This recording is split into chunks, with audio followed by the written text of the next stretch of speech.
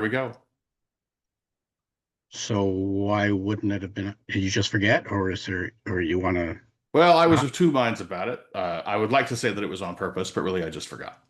Okay, so it's not that you don't consider the stand-up reports to be part of the meeting. I Again, I'm of two minds, but this particular instance is just because I forgot. But that conversation can be ongoing as we go. Okay. Lauren, have you officially called the meeting to order? I have called the meeting to order. We are currently on adoption of the agenda. That's where we're headed. So at this point, we have the agenda in front of us. The agenda is there. I know that a couple of things came in kind of late in the day today. I know that Joe had a thing about reports and stuff. We might go ahead and just push that to next meeting. We have a lot going on tonight. But does anybody? We already have. There's already an Agenda's supposed to be agenda on the item screen. for I'm not that. seeing it. There is. Yes, it says Oh, EC reports and when, how they should be produced. It just you're absolutely right. No, you're wasn't right. in We the have it Agenda's there. form supposed of to be a- on the screen now. I'm supposed to be looking at it There. somewhere else. The agenda was emailed out to everybody. Has everybody got the agenda? So it should be seeing it on a different screen, not here. Is that what you're saying? Right.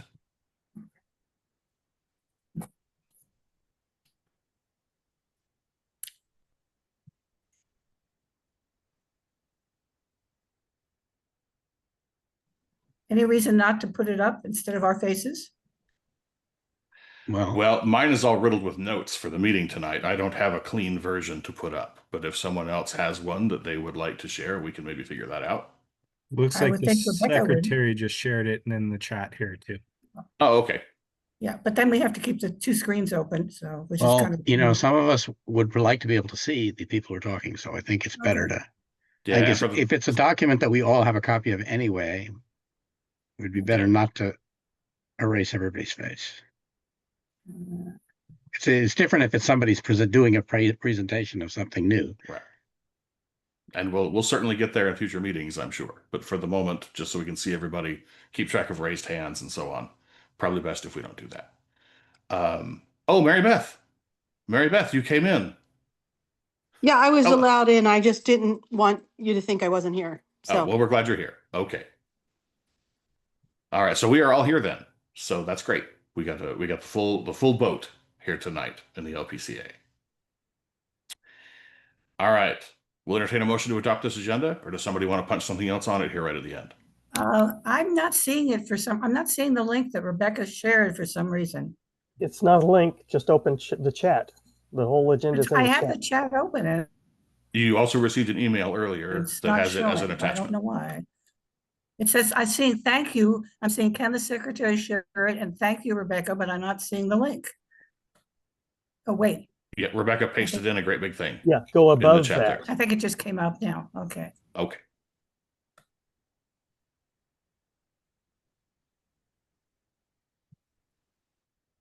I move to adopt the agenda. All right, motion to adopt the agenda from Chris. Second. Second from Terry. Is there an objection to adopting this agenda? Hearing none, we'll call the agenda adopted. All right, that will launch us into the great danger zone of any libertarian meeting, public comment. So if you are someone in the public who wants to comment, then please go ahead and raise your hand at this time. We'll go 2 minutes apiece for 10 minutes. So we'll take a maximum of 5. Mimi, you're up first with your hand up. Go ahead. Hey, so I just have a couple things. I wasn't really going to do public comment because I know I'm going to do something about the convention later, but really quickly, it came up about the governor candidates. Right now, I know for Thomas Woodard, who I see here, Nicholas Thompson, who I thought was going to be coming tonight, Antonio Seguera, and Andrew Cross. I've actually spoken to Thomas and Nicholas, and just as an FYI, Nicholas lives in Butte County, and he's been looking for libertarian stuff to do there. So for Richard, I thought you might be interested in that. I've spoke to both of them. Nicholas has actually filed papers. Thomas has not. Antonio has, and Brandon has talked to him. And Andrew Cross hasn't, strangely, but he's been running for quite some time. I'm planning on inviting all 4 of them and anybody else that wants to run to the convention to do a governor debate, which the committee has talked about. So I just wanted to just kind of put that out there because it got brought up. And then because I was brought up on the thing about Maria Montoya, she used to be our web, our back-end web person. She did a really good job. I think that she would be great. And so I just wanted to say that. So that's my public comment. All right. Thank you very much. Is there a way to put your hand back down here? Lower hand. Thank you. Okay. All righty. Anybody else? May I comment? Sure. Derek, Reed, go ahead and take 2 minutes, please. Thank you. A gentleman by the name of Doug Olson, I think he's associated with King County, is no longer active in the Libertarian Party. He happens to be the administrator on about 30 Facebook accounts of the county, and he's not active. And those Facebooks seem to be very inactive. I request that the executive committee ask Doug Olson to make Mimi Robinson an administrator on all of the Facebook accounts that he is in turn and administers, so that we don't lose a communication link between the California Libertarian Party and the counties. So that's a request to ask Doug Olson to name Mimi Robinson an administrator of all the Facebook accounts that he is an administrator on. Is that clear? It is. I know we're going to seat a communications committee tonight that is probably the place that can have that conversation with Mr. Olson. So thank you very much. Okay. May I make one more comment? You got 30 seconds. Okay. I'm running for the U.S. president in 2028. I have an indispensable and invincible platform and strategy. I would like to field an inquiry if there is a libertarian in California of note who would like to be a California campaign coordinator for me. The idea being is that if we walk in 28 with Derek being the favorite son of California, that it'll be a higher probability of winning. So that's just a request to put the word out that Derek's looking for a California campaign coordinator. Fair enough. Thank you. Thank you. All right. Anybody else? Yes, Gary. Gary. Brian. Hey, Lay it on us, Gary. Gary. 2 minutes. Okay, well, it'd be less than that. Just want to thank Mr. Dean. He's been very helpful. Looking forward to a meeting tomorrow. In the future, for a lot of us Northerners, I think to include all of us in conventions, I let's just in the future like go as far as LA. That would be like where I live. Is say, hey, let's do it in Wairika. That's crazy. And I just had to get that off my chest, but I'm sure I'm glad to be back with the party, and I'll hopefully make it to the San Diego one, but just to be more considerate of others, because we want to grow the northern part ourselves. And, a lot of us don't make a whole lot of money. We make it when we can. So just want to thank you all, and let's just keep on going. Thanks. Thank you. All right. Anybody else? We got time for like one more.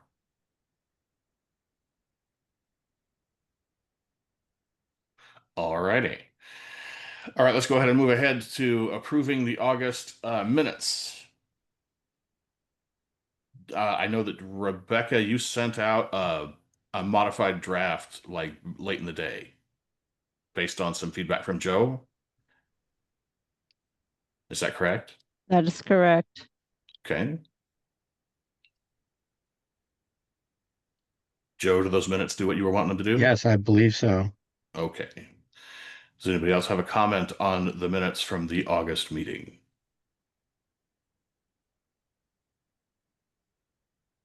Well, I will entertain a motion to approve those minutes. So moved. Somebody's got to do it. June moved the heck out of that thing. Is there a second for the minutes? I second. Second from Brandon. Any objection to approving the August minutes? All righty, we'll call those approved. And on we stroll through this merry LPCA EC meeting. I have a spot here for convention committee report. Primarily, I just wanted to, let everybody, reconfirm to everybody I've signed the paperwork for the handlery. I paid the $1,000 deposit. So that appears to be proceeding. Mimi, is there anything that you would like to summarize for us in just a couple of minutes here? Yeah, so when I saw that on the agenda, which again, it was late, so I asked the question, I didn't get an answer. So I submitted a report, so everybody should have gotten that. Things are proceeding well. We're looking for, we've come up with a theme, which is love and liberty, because it is Valentine's Day weekend, and the banquet will be on Valentine's Day. Is it Valentine? Oh man. Yeah, it is. And we did that in 2020. It was on Valentine's Day, and for the reception, and we did like a, find your Valentine or bring your Valentine kind of a theme. So we're kind of going with that. We're planning on, right now we're planning on 2 debates. One would be governor, one would be LNC chair. We've got some talking going on with different speakers. We've kind of figured out the initial pricing of everything for the early bird, especially.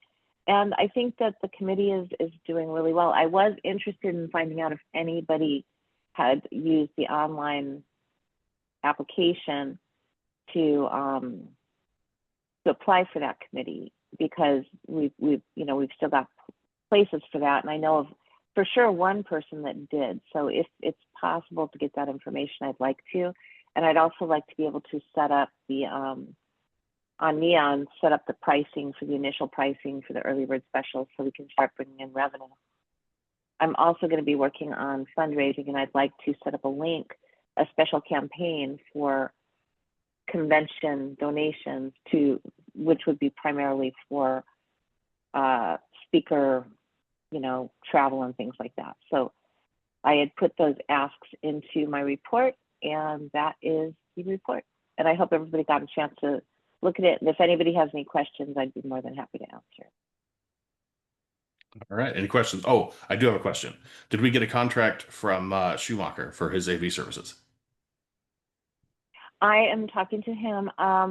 It's interesting. You're asking for a contract. I will get something from him, but he's not being paid. So I will get something from him. He will be providing those, but I will get that.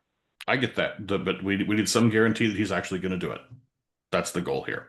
And you and I can talk offline about why it happened last time, but yes, it will happen. Ultimately, it doesn't matter why it happened last time. He promised to do something and then didn't, and he's going to have to re-earn some trust. So we're going to need something in writing. You and I can talk offline about that. Okay. All righty. Any other questions about Any other questions? Sorry, I wanted to answer one of her questions. She asked about the applications.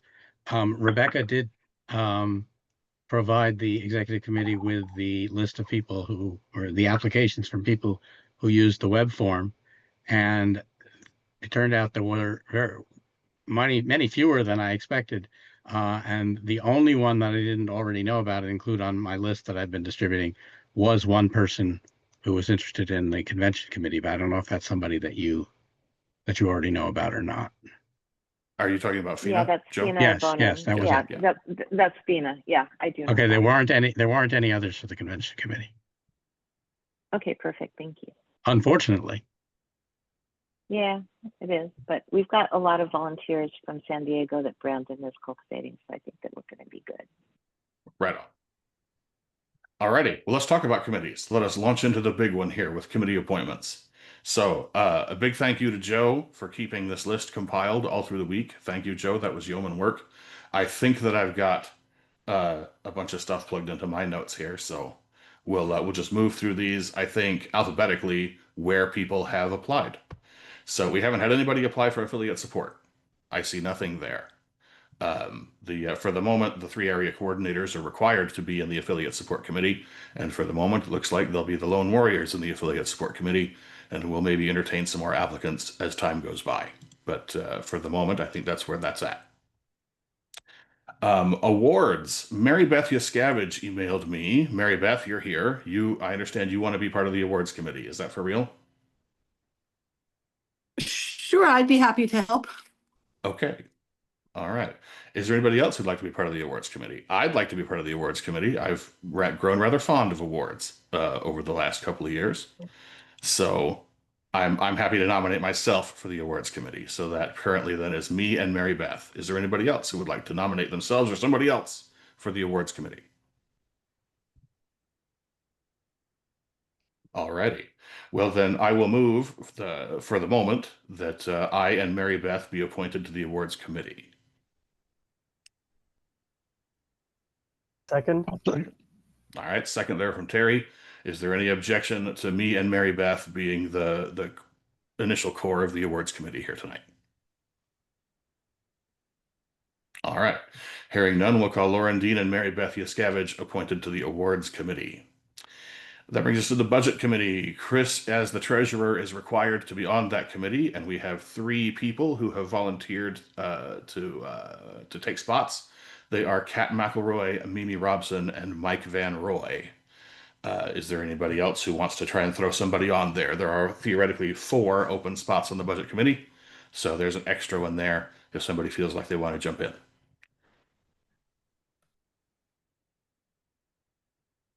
I'm kind of drowning in emails, but I thought I saw something come through from somebody who volunteered for a number of things, one of which was the budget committee, but I may be mixing that up with a different committee. I believe that was Mike Van Roy, actually. So we have It was him here. me. Okay. Yeah.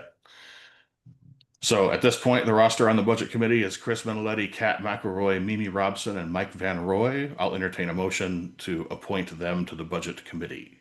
So moved. All right, moved by Mark, second. Second. Seconded by June. Any objection to those 4 June. people being the budget committee? I seconded. Yes, you did. Thank you, June. You didn't say All so. right. Here. Oh, did I not? Sorry. Thank you, June, for seconding it. Any objection to these 4 people on the budget committee?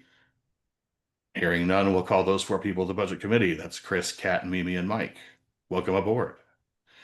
All right, the bylaws committee. There's no cap on this, and the list that I show here is Joe Dean, Mimi Robson, Mike Van Roy, and Starchild. Joe, feel free to check me on your notes too if I'm missing. That's what I have. Okay. There were 2 that came in this afternoon that I didn't actually write on my list, but I don't think it was for the bylaws committee. All right. I thought Chris Well- Kinnear. Where was that? Oh, he didn't send you anything? I didn't get it if you would. Oh, And of course, we can add somebody next month. okay. So Sorry. I yeah. thought he was volunteering. All right, so for the moment, we're at Joe Dean, Mimi Robson, Mike Van Roy, and Starchild as the initial bylaws committee. If there are no further volunteers there, I'll entertain a motion to appoint those 4. So moved. So moved by Mark. Is there a second? Second, Second. Nobody lit up. Who was that? Chris. Chris. Chris seconded that. All right. Any objection to Joe, Mimi, Mike, and Starchild forming the initial bylaws committee? All right. We'll move on. The candidate support committee. No one has volunteered to be on the candidate support committee. So right now it's just me by default. It looks like I need to find a treasurer appointed by the chair who cannot be an LPCA officer. So, okay. I'll hunt around for that over the course of the next month. Communications and Media Committee. This is the big one. We have 7 open spots here. Tara already occupies one of them. 1, 2, 3, 4, 5, 6, 7, 8, 9, 10. We have 10 other people who have applied for the 6 open spots. I am not sure how to handle this here in our electronic format. So we can do this a couple of ways, I think. We can potentially pull people off via objection, or, and we've had this conversation kind of casually over the last couple of months, there's no real reason why this committee has to stop at 7. We could just appoint all 10 and then see what happens, and some people might drop off. Does anyone have a thought on how we should handle this here tonight? Hey, Lauren, John Dew, I spoke with him personally, and he said he's he would be happy just contributing as needed, but does not need to be on the committee. Oh, okay. So we can probably pull his name off. Mike Van Roy, I believe, is on that list. Does he still want to be on it? I think he's on the Zoom meeting. He's on 2 other Yes, committees. this is Mike. I'm on budget and bylaws already. I'm willing to help out. I don't have to be on the committee to help out. Okay. Okay. All right. We'll call that a withdrawal. Okay. Okay. With regard to the number of people, is there anything in the OPM that limits it? Yes, Well, it says up the to OPM 7. specifies up to 7, but That means we really have to change the OPM before we can appoint more than 7. well, fair. Mhm. All right. So I move that we change the OPM. I don't have wording, and somebody's got to come up with real wording. But I would think move- the simplest wording here then would be to entertain a motion to just add the word approximately in front of 7. And then we've got a little wiggle room. And so we can have a few more, we can have a few fewer, whatever. I can Does live with that, that. does that make sense? Yeah. Is that a reasonable way to word that, June? Does that meet with your approval? Yeah, it'll work for now. We probably should clean it up at some point, but it'll work. It will allow us to appoint more for now. Fair enough. So does everybody understand what we're looking at here? We have a motion here to amend the OPM language regarding the Communications and Media Committee to approximately 7 members. So I don't think we can amend the OPM without previous notice. So we have 3 potential amendments to the OPM that have to do, I think all have to do with committees. Right. That we might want to address for sure before we fill those committees, but maybe we should have amended the agenda now that I'm thinking through this. But I don't think the main point was, I don't think we can amend the OPM without at least 7 days notice. That's fair. Joe, you had your hand up too. I don't think that's actually a rule. Where do you see that rule? I was completely going off my memory, so I'm happy to be corrected if I'm wrong. So if you look at page 1 of the OPM, it distinguishes several different sections and has different rules for amending special rules of order versus standing rules. The descriptions of the committees occur in the standing rules section, and it says a standing rule may be adopted, amended, rescinded, or suspended. Adoption requires a majority vote. Amendment or rescission requires either A, a majority vote with previous notice, or B, without notice, a 2/3 vote, or C, and I don't really understand this part, a majority of the entire membership of the Libertarian Party Central Committee. That occurs in a couple of places. I'm not sure if that's a mistake or somebody's clever idea of talking about having a mail ballot of the entire membership or what. But anyway, the important point here is that by a 2/3 vote, we can amend anything in the standing rules section without previous notice, if we do it by 2/3 vote. Okay.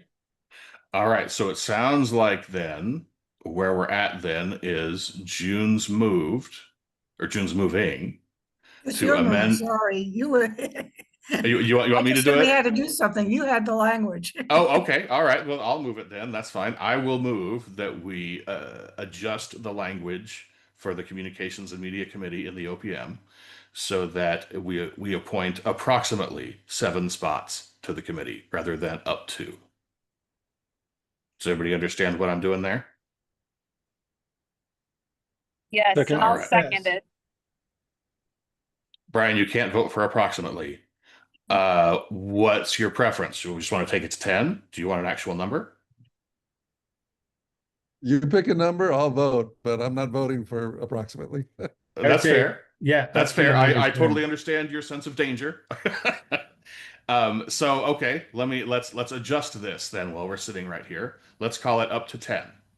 How do we feel about that rather than approximately 7? It'll work for now. Joe. So I'm okay with either of these changes for now as an interim measure to get things going. Mhm. However, I think in general, when we make a committee definition, we should think carefully about the number and there should be some reason for that number. And if there's a kind of if it's the sort of committee that is just a collection of workers, and the more the merrier, then we can use wording that just says that, as many as we want. But if it's a committee that is going to be making decisions that might require voting, I think we should be more careful about who we appoint, how many we appoint, because we want to make sure there's a balance of people, of interests, and things like that, and that they can really get together to have their decision making. So for now, just to get this going, I think either of these is fine. But I would like to see this whole committee description revisited at a future meeting, with a view to better defining how much of it is a collection of workers versus having any kind of decision-making authority.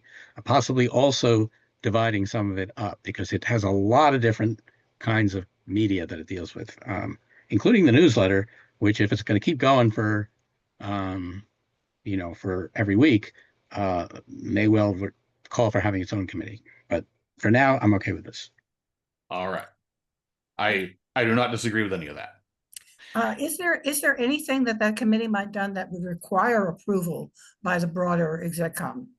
Or do they have free reign to do to publish whatever they want without outside review? I think it is reasonable to expect the Communications and Media Committee to produce their own content guidelines.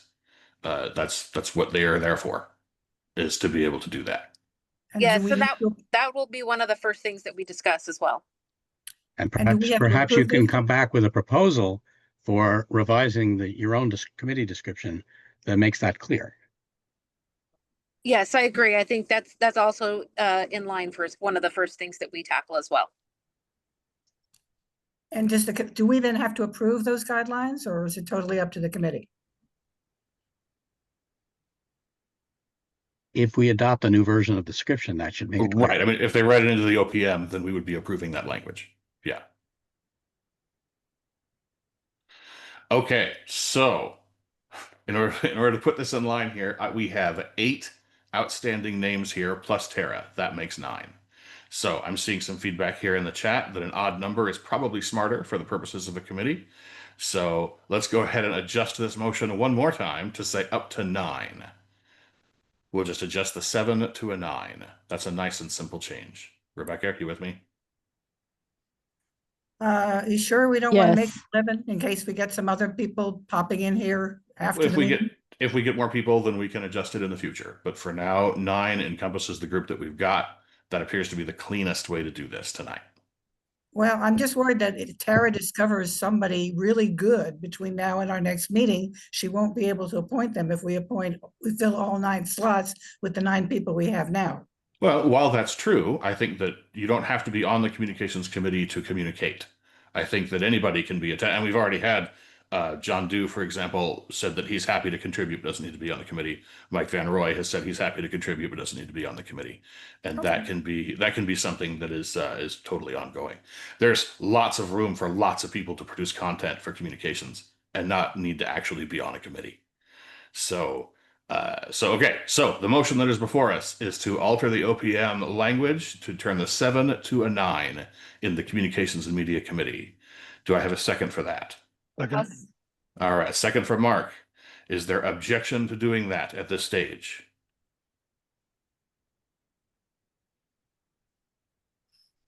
Okay. All right, so we'll adjust that language to 9 open spots. That means we have 8 names here that are available to plug into those spots. Those names are Aaron Bond, Alan Kaiser, Wesley Martin, Avans O'Brien, Sean Osborne, Caitlin Peters, Victor Shrivastava, and Pat Wright. Does that make sense? We all good with that? All righty. Then I'll entertain a motion to appoint those 8 to the Communications and Media Committee. So moved. So moved by Dave. Is there a second? Second. Playing. Second, was that Lawrence or June? Doesn't I matter. don't know. No. I don't Okay. care. Lawrence. Lawrence. We'll give it to Lawrence. All right, well done, Lawrence. Okay, so we have a motion and a second to appoint those 8. Is there an objection to those 8 joining the Communications and Media Committee? All right, then we'll add those 8 names to the Communications and Media Committee. excuse me, convention committee we took care of. The credentials committee, Rebecca is required to be on the credentials committee. We have had nobody volunteer for the credentials committee, but that's probably fine. We'll get some folks to jump into that towards the first of the year. So when we start credentialing and stuff for convention. The financial standards committee. We're adjusting the financial standards committee potentially, Chris? Is that what your proposal is? Yeah, and I think because we have OPM changes that affect the committees, that maybe now's a good breaking point to just do all of those, because I think all three do impact Oh, different. they're going to do stuff here later. All right. Then we need to entertain a motion to suspend the rules to move to a different thing. Is that what we need? Is that where I we're think at? that sounds like that's what we All need right. to do. Am I hearing you make that motion, Chris? I am so moved to make that. Chris is motioning the heck out of that. Okay, so Chris's motion is that we go ahead and do these OPM edits now and then return to the committee appointments. So is that for that? all OPM edits, or is it just the ones that relate to committees? Because there are 3 that are explicitly identified as OPM changes on the agenda: the creation of the candidate recruitment committee and revising the financial standards committee. There's one that's identified explicitly as an OPM change having to do with meeting schedules, which doesn't really have anything to do with committee structure. Fair, and we And are gonna there's wanna talk one about that, that later. and there's one that's implicitly in there under EC reports and when, EC how, reports. that also does not impact committee structure. So All how about we right. just move the 2 that have to do with the committee Committees. structure, the candidate recruitment committee and the financial standards committee. I'm totally. Are you okay with that, Chris? I think it's a little, because the way the agenda is written, I think it's a little cleaner to just move to do all the OPM changes and then go back to filling the committees. Well, but Well, there are things that are OPM changes that aren't marked that way on the agenda. And we're going to need to talk for a second about the meeting scheduling one. Terry has raised a potential edit to that. So let's just do the 2 committee ones now. So let's adjust that. Is that cool? Are you cool with that, Chris? Yep, I'm okay with that. All right. Do we have a second for Chris's motion then? Okay. Second from Dave. Is there objection to shifting those OPM changes to this point? Just the OPM changes related to the 2 committees, the candidate recruitment committee and the financial standards committee. All right. I had candidate recruitment committee first, so let's just go ahead and tackle that, and then we'll do the financial standards committee, and then we'll go back to the committee appointments. So we have language here. Was this your language, Joe, for the candidate Yes, it recruitment committee? was. All right. Do you want So to basically, this is my argument for you can read it, or everybody has. My argument here is this is an extremely important function that has been neglected for a number of years, and we really need somebody working on it, and we can't depend on somebody like Ted Brown just appearing at the last minute to rescue us. So the idea is to set up a committee that has the function of identifying and encouraging people to become candidates, and it explicitly lists statewide candidates, other partisan offices, and local winnable races, because all of those are important for different reasons. And then the other things that it gives as functions of the committee is to maintain a list of all the people who have said they're going to run or that we think might want to run, kind of like what Mimi has been doing for the governor candidates, and also then develop material to help prospective candidates understand the benefits of running for office and what they actually have to do to qualify. So that's the motion, is to create this committee. And then I suppose we have the question of whether who wants to be on it. Well, the language says it shall consist of the 3 area coordinators and 4 members elected by the executive committee. Right. So we can those 4 extra members we can work on getting them to appear in the next month or 2. But for the moment, it would be the 3 area coordinators. Okay, so that's my motion. All right. Yeah, I know. Brandon is fist pumping. Yeah, I'm on another committee, says Brandon. All right. So then there is a motion there from Joe to add the candidate recruitment committee and his language there to the OPM in the appropriate section. Is there a second for that?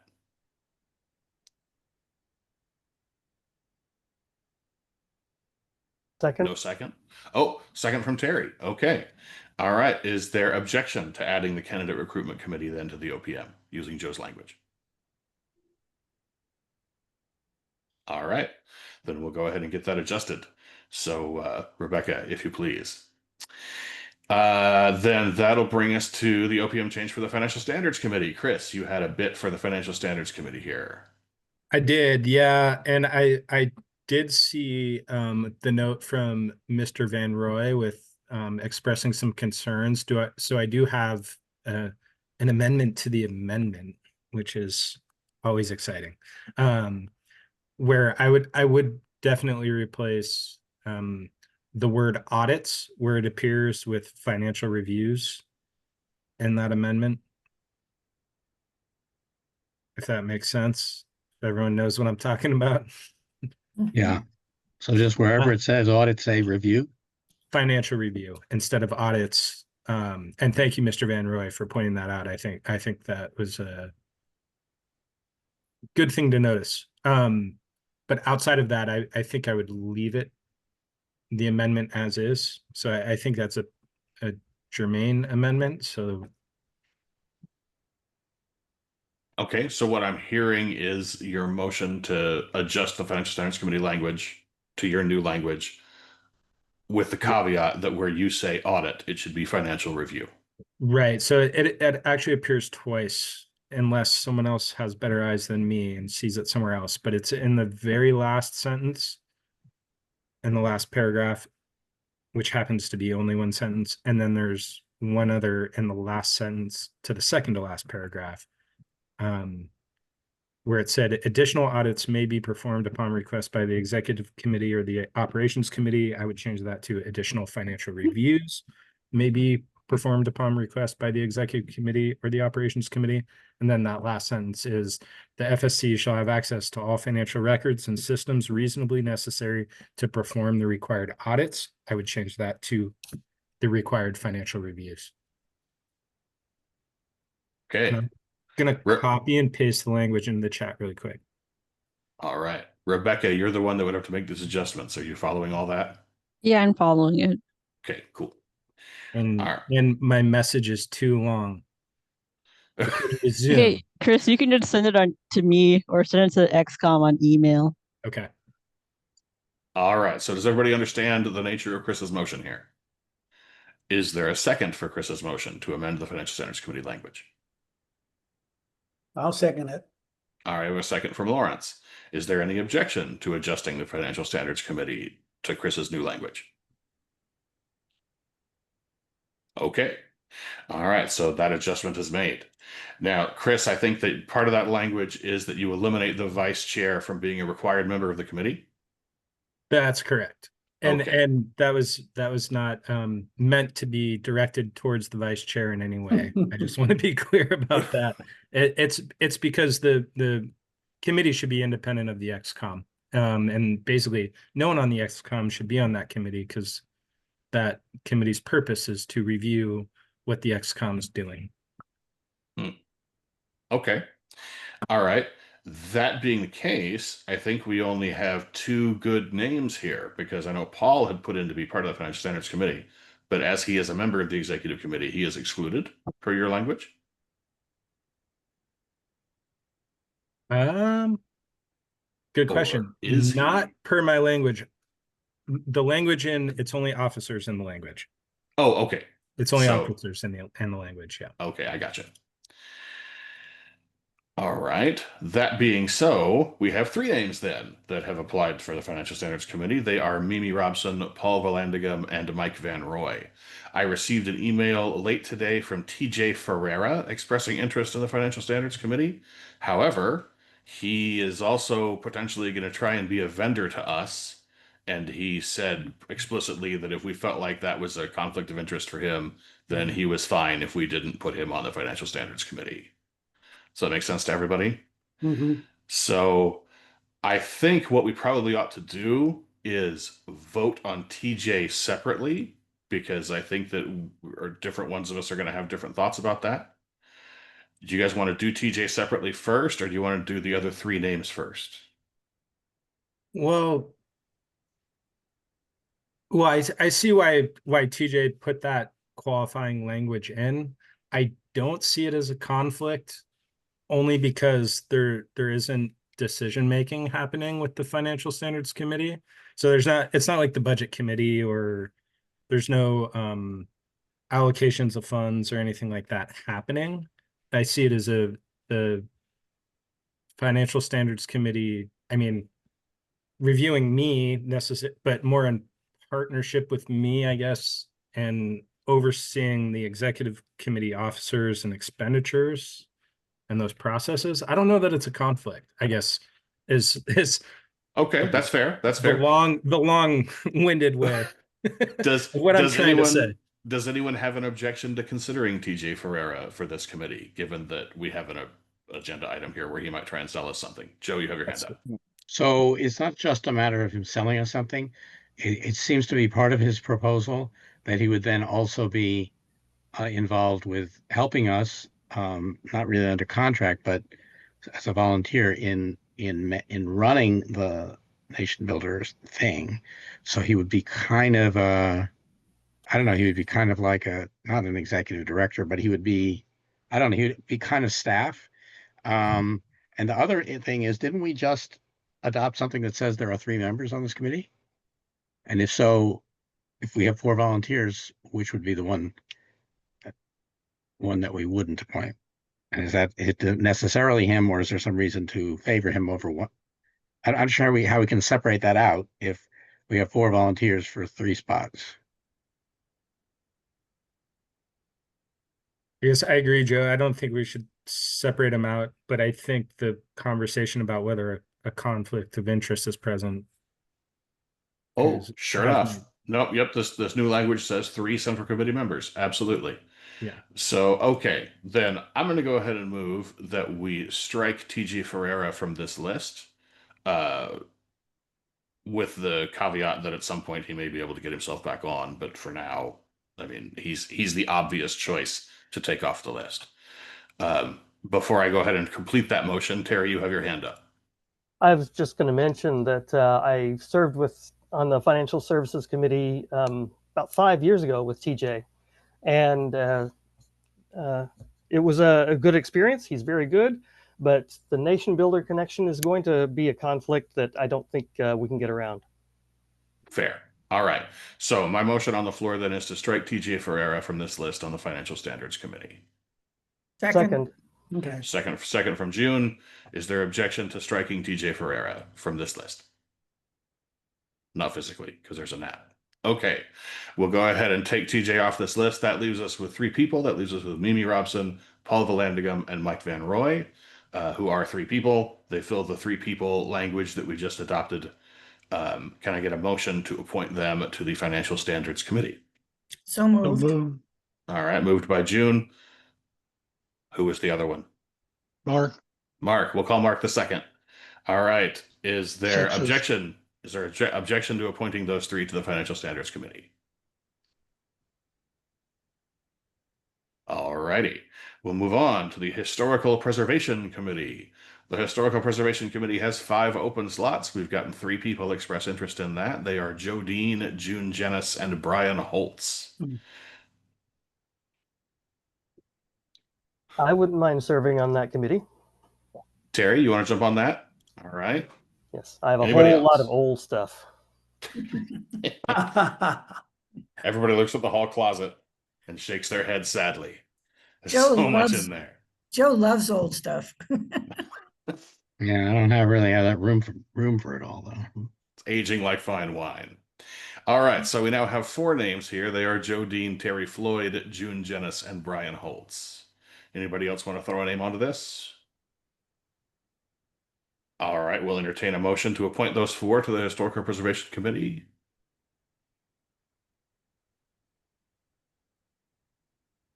So moved. I don't know if I can do that. Sure, you can do it. We'll let you do it, June. Is there a second to appoint those 4 to the Historical Preservation Committee? Yes. Second. Seconded by Lawrence. Is there an objection to appointing those 4 to the Historical Preservation Committee? Welcome aboard for the new Historical Preservation Committee. We have a legislative committee. That legislative committee has 7 open slots. We have received one name who wants to be a part of that. That is Francisco, the lone warrior, watching the bottomless fountain of suck that is Sacramento and its legislative session. So, would anybody else like to jump on the legislative committee? I'd be open to serving on the legislative committee. I've been hesitant about volunteering for other committees because I think I'm going to have my hands full with treasurer. But if it helps get us a little momentum until we get more volunteers, I'd be willing to do that. And I do have a little experience lobbying in Sacramento and in my district for things. Alrighty, that's fair. Anybody else?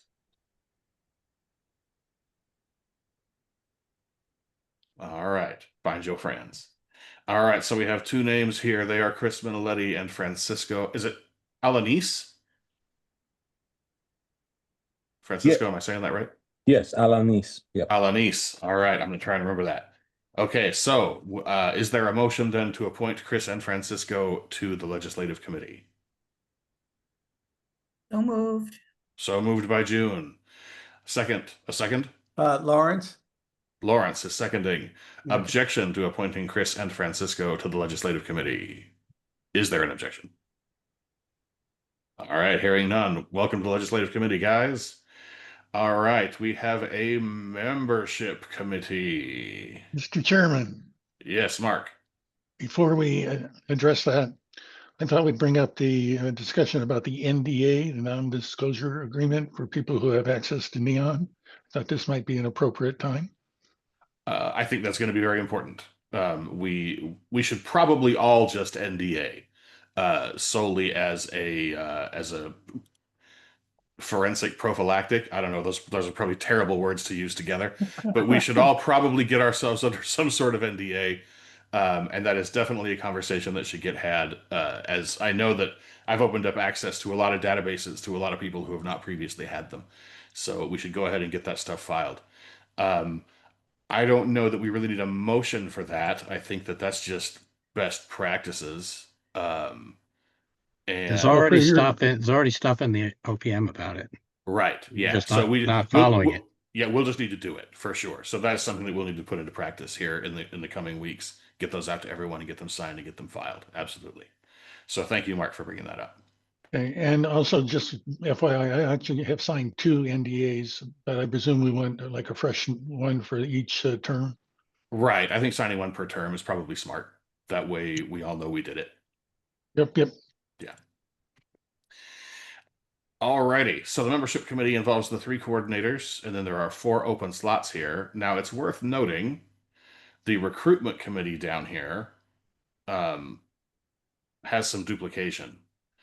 So let's talk about this just real quick, because I know there was some conversation about trying to combine membership and recruitment. It is conceivable that we might just go ahead and appoint recruitment people to membership and just sort of make them a de facto one committee without doing any edits yet, and kind of see how that flies, or if they do have to break apart. Does that make sense? I agree with what Joe posted, is that there are different skills and different functions, and I think they're better left as separate committees. Like, I'm not interested in trying to get old members to join again. I'm looking for new members outside, and that's recruitment. It's not membership.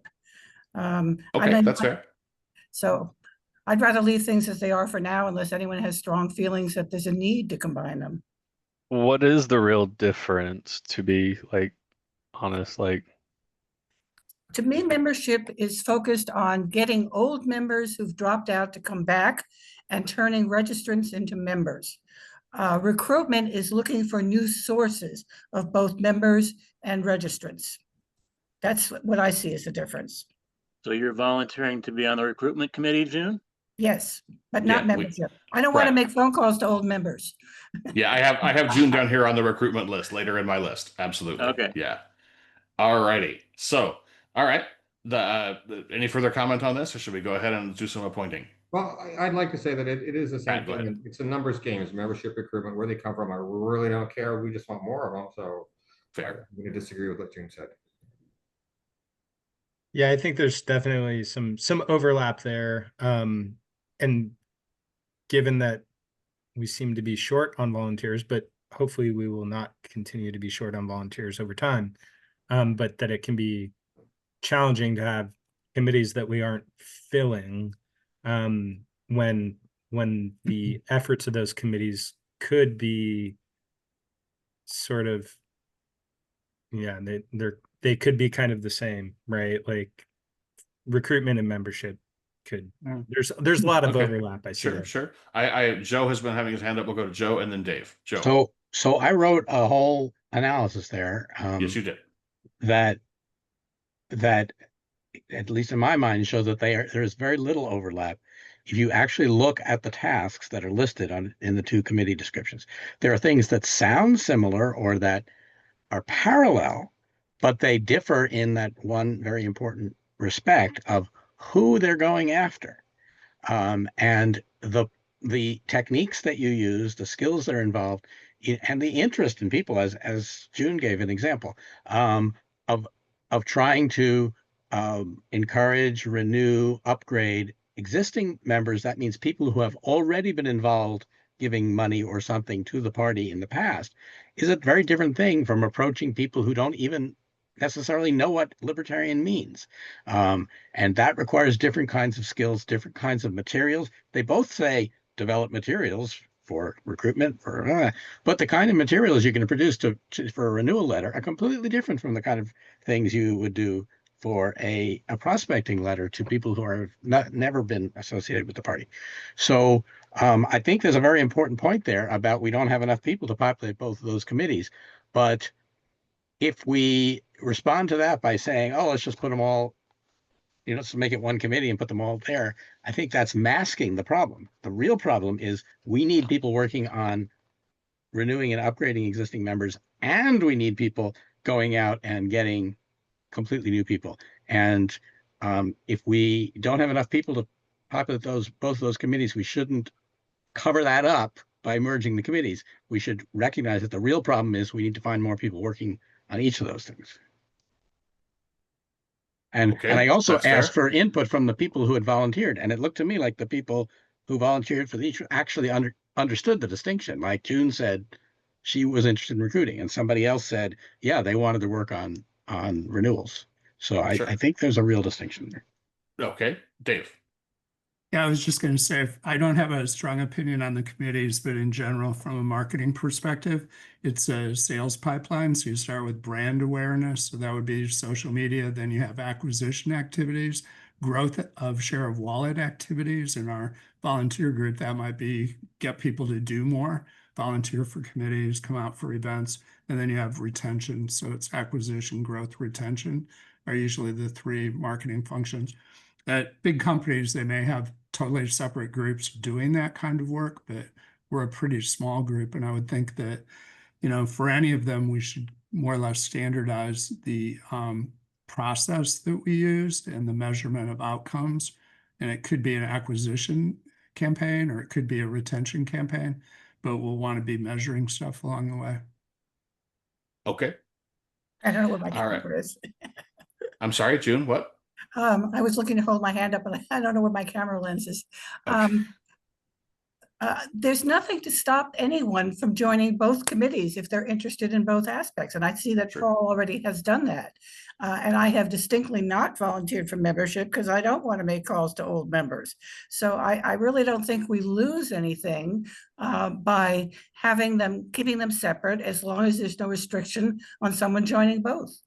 I think it's about number of meetings, June. Being overwhelmed with how many scheduled meetings you have to have. As a working doctor, I've already been apparently volunteered that I didn't even realize for 2 committees, and I was already interested in my efforts to be on others. And I'm never going to be able to do 4 in addition to executive. So that's what I'm thinking. I'm thinking of how many meetings people want to be part of.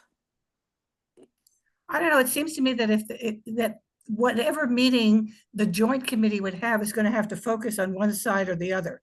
I think it would be too hard to tackle both aspects at a single meeting anyway. Yeah, I agree. I mean, nothing you can do about too many meetings, but I mean, it's. Oh, yes, there is. I mean, I- really, I mean, how do you separate them at a meeting? How do you separate those functions in discussion and You focus? you have volunteers within the committee. The person wants to do membership in that membership volunteering, and the other person wants to do recruitment. But you can have the one meeting saying, okay, these are our efforts together. But you're not spending time making multiple meetings that maybe somebody who's interested in both have to attend. That's what I'm thinking. It's worth noting, Mary Beth, that the 3 coordinators are part of the membership committee, but not the recruitment committee, Okay. if that helps. Yeah, but didn't Joe just say there's another one now that he wanted to be at it? I can't, I'm already. Oh, the candidate Oh, the recruitment candidate, committee. yeah, candidate recruitment Yeah. committee. Yeah, that's true.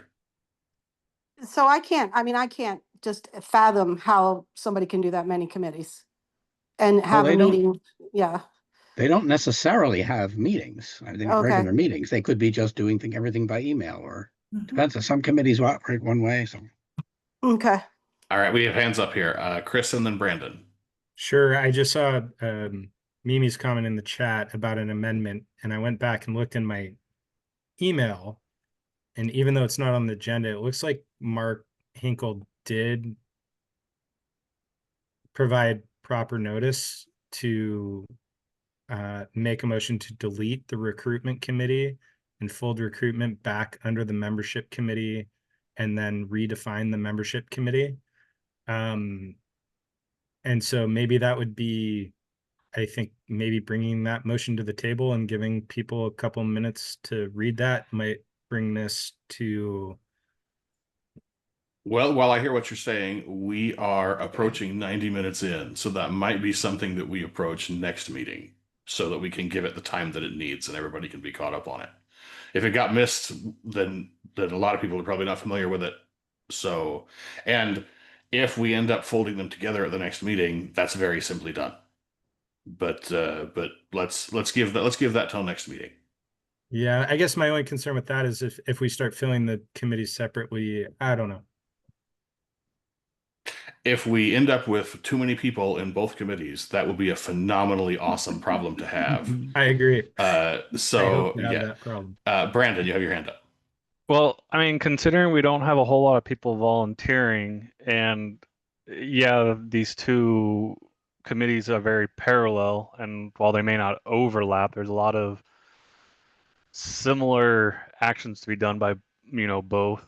It would just make sense to either lock in however you guys want to do it, whether you're combining them or just having one, but fill the positions for one of them and, have them do both actions. Like, it's not like you're going to be consistently reaching out to old members every single month and emailing the same lists over and over and calling them over and over. And it's like, some months go out and recruit, some months, contact old membership, and then, back and forth. And it's like, I don't think you really need both of them with our low volunteer count. And, that's just my 2 cents in it. But yeah.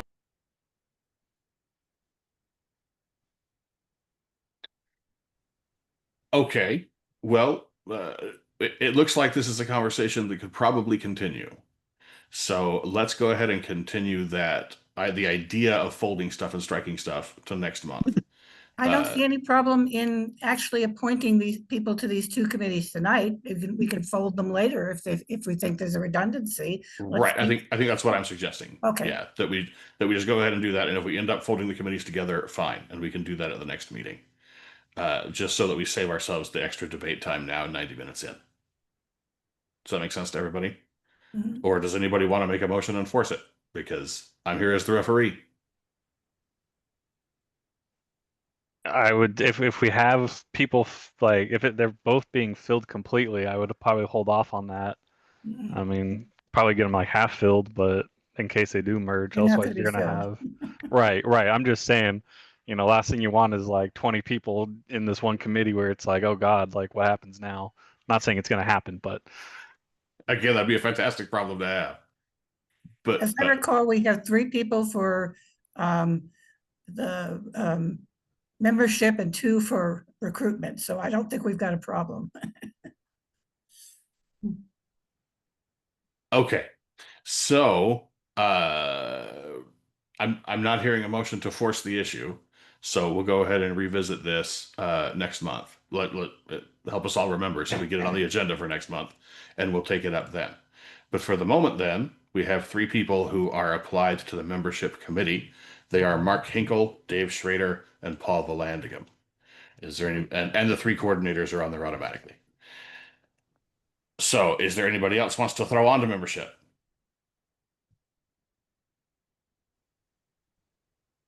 All right, then we'll entertain a motion here to appoint those 3 people to the membership committee. Is there a motion? Yes, Lawrence. Lawrence is moving. Is there a second? Second. Second from Mark Hinkle. All right, so then is there an objection to Mark, Dave, and Paul becoming the initial membership committee? No objection, but I see Tara's hand is up. Oh, Tara's hand is up? I do not see Tara's hand up. Tara, is your hand up? I see your No, hand. it's not. I don't know if I accidentally hit it, but no, it's not up. Okay, all right. So is there any objection to these 3 appointments? Okay. Then Mr. we'll do- Chairman, Yes, Mark. I would like a little direction from either you or the secretary regarding what data is applicable for us to update those of us who have access to the NEON database. And specifically, I'm asking about people who are registered to vote outside of the Libertarian Party into the Libertarian Party and/or registered to vote in another political party. I'm not sure what you're asking.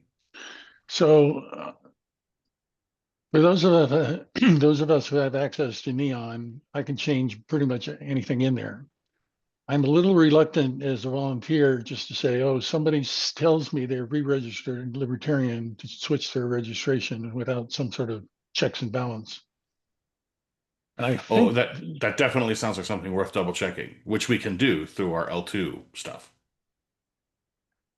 so, and I'm not sure if I have access to L2. No one's ever said that. So is this something I should direct to the secretary or you?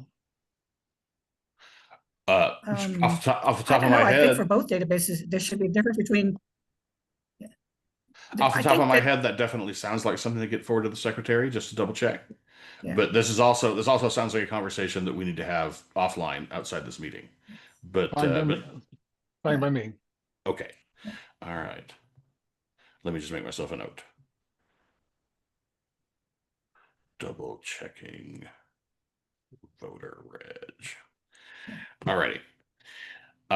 So let's move ahead to the program committee. So the program committee doesn't appear to have a cap. So we have 7 names here of people who have applied to be on the program committee. They are Francisco Alanis, Joe Dean, Richard Fast, Mark Joffe, Sean Osborne, Mike Van Roy, and Mary Beth Yuskavage.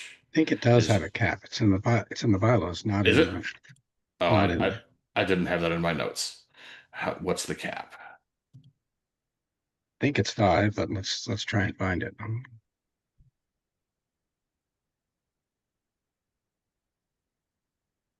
Program, page 17.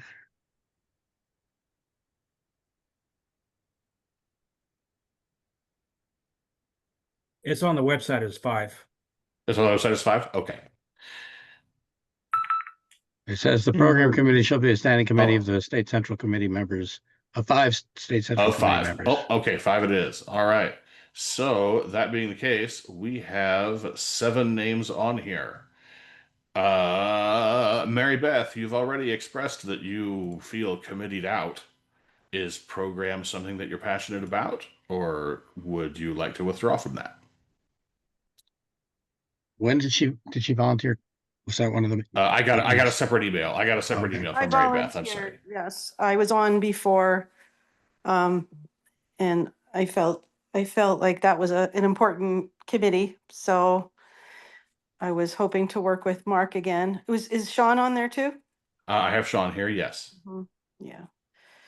So, Mark Joffe, right? Mark yes. Joffe. Yes, Mark Joffe. Mhm.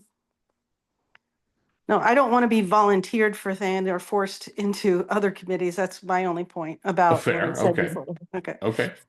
Okay. Mike, you're on several committees here at this stage Yes. again. Are you super wedded to the idea of being on the program committee? Not really. If somebody else would like to serve instead of me, that's fine. I'll be busy. All right. It's worth noting here too that I suspect the program committee can work in a way that is similar to the communications committee, and that is that there can be multiple people working on planks of the program. It's just that the program committee itself would be the ones that submit the report. Yeah.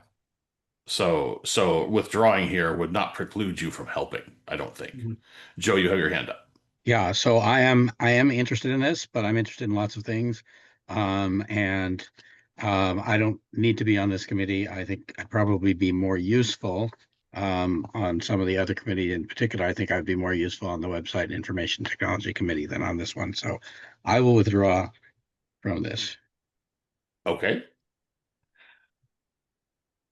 All righty. So I'm at 6. Although, Mike, did you ever say yes or no? Yeah, I'll withdraw. Okay. All right. Well, that leaves us with 5 then. That leaves us with Francisco, Richard, Mark, Sean, and Mary Beth. So, is there a motion then to appoint those 5, Francisco Alanis, Richard Fast, Mark Joffe, Sean Osborne, and Mary Beth Yuskevich, to the program moved. committee? So So moved moved. by Mark. Was that Mark? Yeah, the other Mark. The other Mark Hinkle. All right. And then a second. Is there a second? I'll second it, Lawrence. Second from Lawrence Samuels. Is there objection to those 5 on the program committee? All righty, we'll call those 5 appointed to the program committee. All right, this brings us to the recruitment committee, the controversial recruitment committee. Looks like the recruitment committee requires that the chair be on it. That's me. And then there are 7 slots behind that. We have 2 volunteers, June and Paul. So, is there anybody else wants to throw on to recruitment? I'll nominate myself. I've already kind of been working on it. Brandon, okay. I'd like to have Dave on it. Yeah, I'll be on that one too as kind of a bridge. Dave Schrader. Who was the first person? I'm the first one, and then June Jennis, Brandon Jackson, Dave Schrader, and Paul Valandigam. Right. Anybody But else? the first person who added his name here was Brandon. Was Brandon Jackson, yes.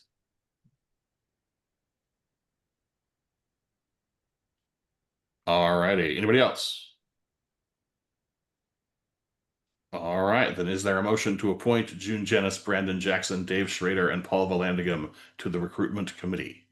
So moved. Moved by Mark Hinkle. Is there a second? Yeah, Lawrence. Lawrence Samuels for the second. Is there an objection to appointing those 4 to the recruitment committee? All righty. We'll call them appointed to the recruitment committee. That brings us to the strategic planning committee. I have 2 names here on the strategic planning committee. They are Mike Forbes and Kat McElroy. I'd like to question whether we need a strategic planning committee. It's a relatively recent invention, and I think it's really the responsibility of the entire executive committee to come up with strategy. So I would actually like to propose that we eliminate this committee. Well, that's not an unreasonable ask, but I think that much like the striking the recruitment committee and so on, we can stick that on the agenda for next month. And Do we have potentially go anyone ahead who and wants to strike be it. on it?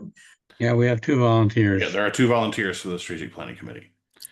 So we can appoint them tonight, and then if next month we decide to strike the committee, then thank you all for your service.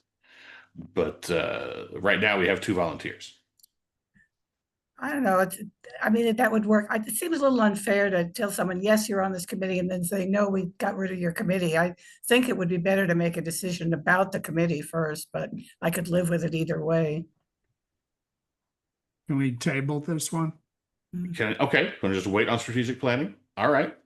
Well, I've not entertained any kind of motion, so let's just skip it. We'll come back to the strategic planning committee next month.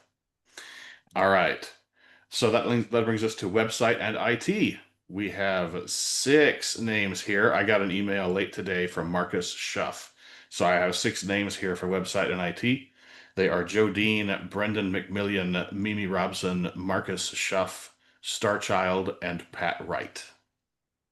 Marcus is currently serving as the secretary of the Riverside County affiliate. He is a web designer by trade, so he felt like his skills would be useful in website and IT. So I don't think this one has a member cap, but let's make sure. Up to 5. It's up to 5, really? That's what it says. Because of course we have 6. You can change the number like you did the other if you really I suppose want. we could. All right. We have 6. Could make it up to 7 in the same way. We certainly could. And the concern, I mean, Joe, your concern about people. No, that's a half-formed thought. I'm not going to finish that thought. Okay. So then unless somebody who is on this list wants to withdraw to take it to 5, then I will entertain a motion to amend the OPM language for the website and IT to replace 5 with 6. Wouldn't you have tie votes then? I'm sorry? Or 7. We want to take it to 7, right? So that we keep 7, it in odd number for stuff. Odd right. number. Odd number, right. So then I'll entertain a motion to adjust the language in the OPM regarding the website and IT committee to take the number on the committee from 5 to 7. So moved. Okay, we have a motion there from Mark. Second. Second from, does that you, Terry? Yes. Okay, we have a second from Terry.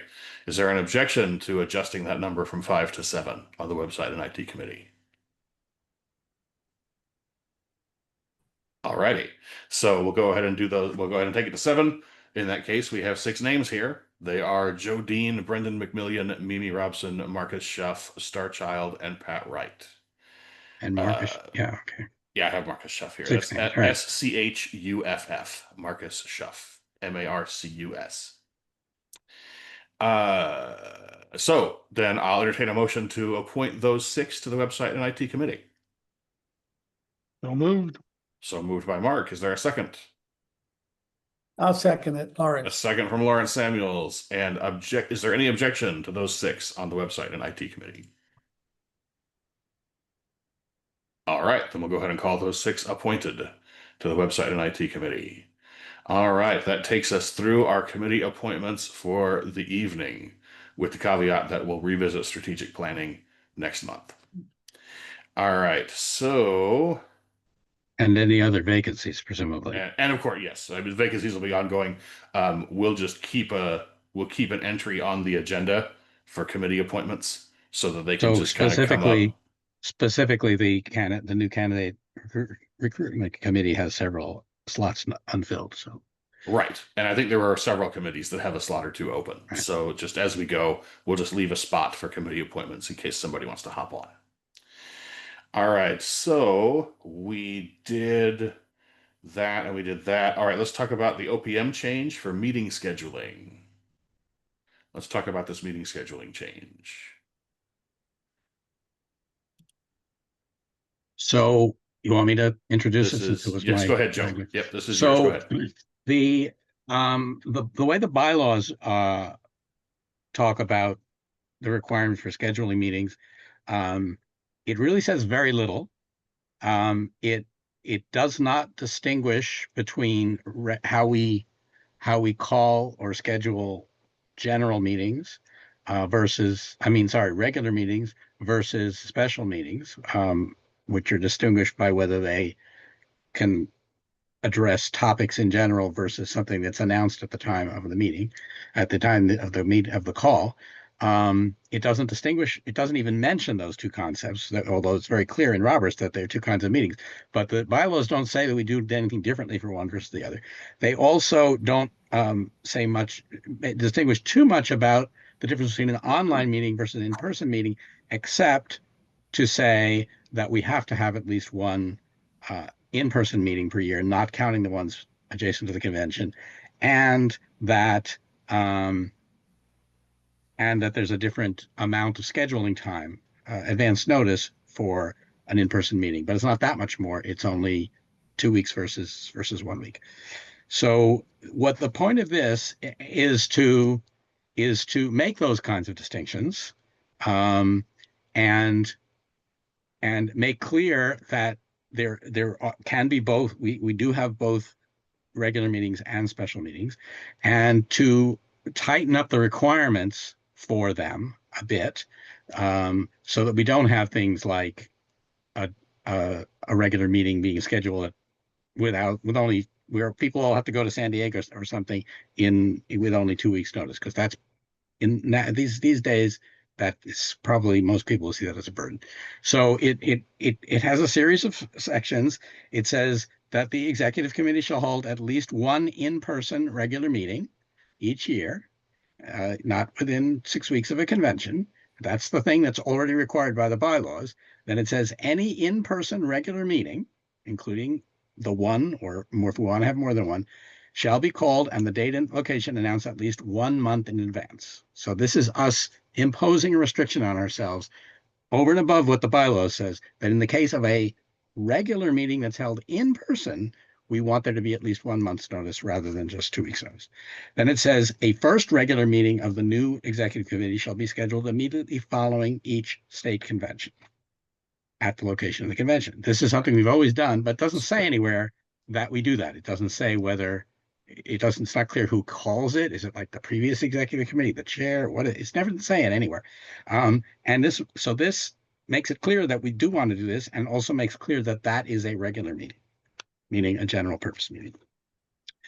Then it says the executive committee shall hold regular meetings, those are general meetings, by electronic means on the second Tuesday of each month at 6:30 p.m. Except in months when there is an in-person meeting or convention. And this replaces language that is already in there, but it applied to last year, a different day. But before you go any further, Joe, do you have an Yes. objection to amending that to 7 p.m. for Terry's I don't personally have an dreadful objection. I commute? mean, basically, once I've committed to an evening, that's pretty much precludes doing anything else in that evening. So I know I don't have any problem with that. Okay. Do you want to Let's do that now, or you want to make? Let's just while we're rolling through it, let's just Okay. amend that to be 7 p.m. I think that's very simple. Okay. I don't think anyone has any objection to that. I know Terry sure doesn't. Chris, you have your hand up. I have a potential objection only because I do have something every Tuesday, but it happens to be that for October and November that I would have a hard stop at 8 p.m. on the second Tuesday. Whereas like the first Tuesday or the third Tuesday, I wouldn't have that hard stop. So changing it to 7 p.m. would exacerbate that.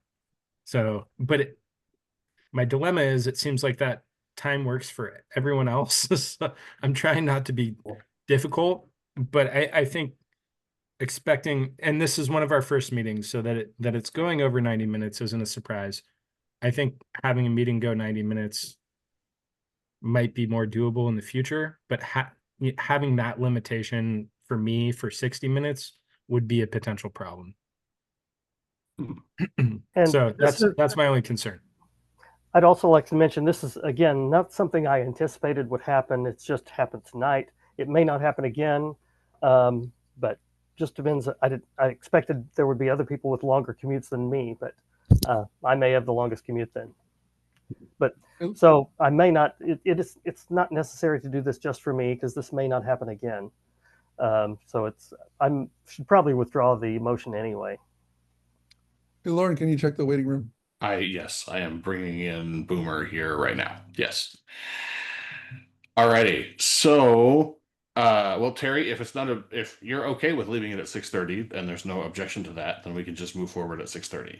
I can try to leave work early on that Tuesday. I will buy you a pizza. Oh, thank you.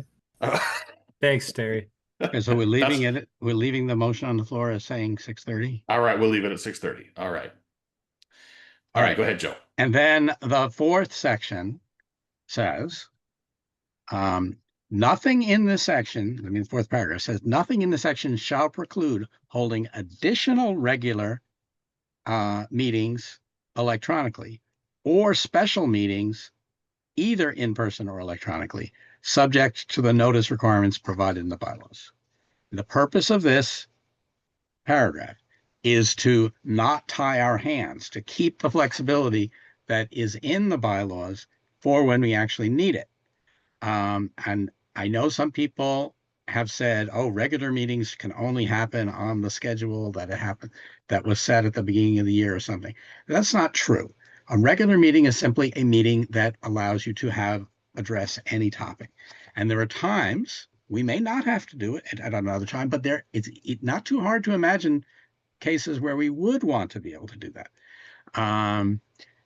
For example, something goes wrong with the regular schedule. We find that in a particular month, the second Tuesday just doesn't work for anybody, and there's no way we can get a quorum.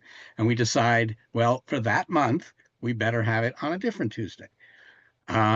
If we don't make clear that we still have the ability to call general meetings when we want, that eliminates that possibility. There would be no way to have a regular meeting at any time other than the second Tuesday, unless we first amended the OPM, right, to say that we could, and then also, so I don't see any reason to tie our hands that way. If we don't need additional regular meetings, we just simply don't call them. And we probably won't if we already have a time once a month to do it. And similarly for special meetings, I think we should have the flexibility to have special meetings either in person, if that becomes appropriate for some particular reason. Maybe we have a special meeting whose whole point is to evaluate and to deliberate on a proposed convention site. We want to do it at the site or something. So that's the purpose of this paragraph, to just not tie our hands and still give us the option of doing things, except that it would retain the one additional restriction that is put in paragraph 1, that if we want to have a regular meeting in person, we wanted to give at least 1 month's notice, and that we don't want to do it with just 2 weeks notice. So that's the proposal. All right. And I know that June had a proposed amendment here, and it's my understanding that this proposed amendment would replace point 4. So we have I'm 2 happy options with- here for point 4. Is that right? I'm happy with what Joe came up with. He took what I started with and he ran with it, and I think it's fine. So Oh, okay. So we'll just strike this possible amendment part here at the bottom of that. Okay. All right. So does everybody understand what we're voting on here?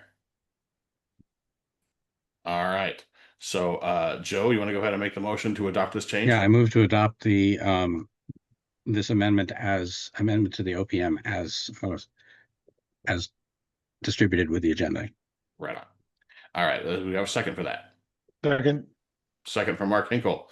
Is there any objection to amending this meeting language? All right. We'll call that OPM change done. All right. What else have we got here? Next up is, okay. So we have an opportunity here and now that we have some committees that can help tackle this, that's a great thing. I was contacted by Lars Mapstead. Lars wants to do a mailer in opposition to the special election about gerrymandering. He wants to spend about $5,000 on that mailer, and he wants to just spend his money and do it. And he's spitballing that he can send, 10,000 mailers or whatever for that amount of money. What he wants from us is addresses to send those mailers to. And I feel like there's an opportunity here for us to potentially drive membership. I know originally I had kicked around some ideas of like fundraising blasts and stuff, trying to piggyback off this, but I think that there's potentially more potential here to drive people to a specific meeting. So if we target those addresses that we give to Lars in a couple of counties, and then along with that, we add to his mailer, hey, come and meet some libertarians who hate this whole change as bad as you do. They're having a meeting on date and time, or check this website for details or whatever. And then we then have him send those mailers to a couple of specific targeted counties. I could think of 4, but we might just go to, I don't know, Santa Clara, Fresno, Riverside, and San Diego both have active and excited affiliates. All of them do, as does Los Angeles and others. So if we chose a couple of counties and used this mailer, but got ourselves piggybacked onto this mailer to drive attendance to meetings in those counties and look to acquire new members. Does that make sense the way I'm laying this out to everybody? Do we know do we know what the messaging is going to be in this mailer? Is it going to be consistent with the position that we've taken? Well, yeah, he's going to be opposing the special election and the gerrymandering of that, which we've already done. We did that last meeting. We opposed well, I guess what we opposed, Joe, you had asked this question. What we opposed, I think, was the special election itself. But I think that there was an understanding that we were opposing everything about it at the time. So my only concern is he going to use arguments? I mean, he is a libertarian, obviously. Sure, yeah. But I would not, an example of something I would not want to see is if the appeal, if the message that's included in this mailing is kind of assumes people are Republicans or something like. Well, what this is let's stop this thing because it is a way for the Democrats to crush the remaining Republicans or something. Because we should not be seen taking sides between Republicans and Democrats. I totally agree. And I think I've talked to Lars a little bit about this, and I feel like the opportunity here would be to give him addresses of registered libertarian voters who don't necessarily vote. So this becomes both a get out the vote mailer for people who are already registered libertarians and presents them with an opportunity to connect with their local county affiliate. Does that make sense? June, your hand is up. Yeah, I'd like to have the exec comm approve the final wording. I'd feel much more comfortable with that. I think that's reasonable. And Dave has his hand up, and he's the one who knows the most about marketing. So please, let's hear from him. All right, Dave, go ahead. Did anybody take a look at where the gerrymandering is happening compared to the counties that are active? I have not. It seems like those people are going to be the most impacted, and therefore the maps are published on the website. Yeah, I know they're public. I just asked if somebody's it looked to me like the biggest changes were in the kind of the far fringe geographic, like the far northeast places where there are a bunch of Republicans, and that's the only places where Republicans get elected, and they're kind of redrawing the maps to bring in a bunch of people from the coastal areas and combine them with those or things like that. So I don't think it affects, like where I live, I don't think it affects it at all.